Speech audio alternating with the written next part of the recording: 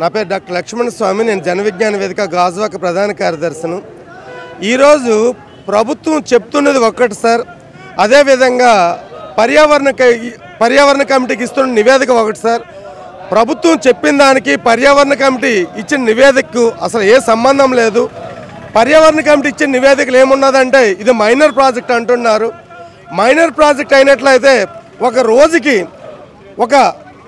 సుమారు 400 వెహికల్స్ అనేవి ఆ ప్రాజెక్ట్ సంబంధించినటువంటి అంబుజా సిమెంట్ ప్రాజెక్ట్ సంబంధించినటువంటి 400 వెహికల్ తిరిగితే ఎంత పొల్యూషన్ వస్తుంది.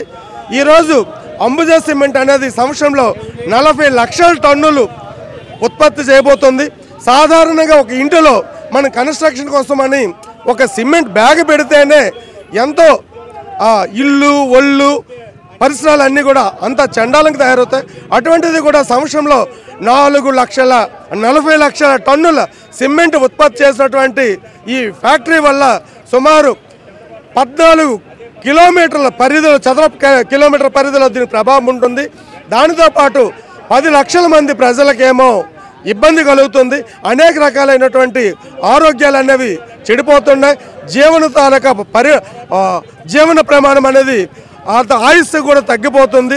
దాంతోపాటు భవిష్యత్తులో మానసికంగా అదేవిధంగా శారీరకంగా అనేక రుగ్మతలే కాకుండా క్యాన్సర్లు కలుగు చేసినటువంటి అనేక కణాలు అనేవి ఆ ఇండస్ట్రీలో ఉన్నాయి. అంటే 200 ఉద్యోగాల కోసమని 10 లక్షల మంది ప్రజలను దుర్భర స్థితిలోకి నెట్టడం అనేది భావ్యం కాదు కదా.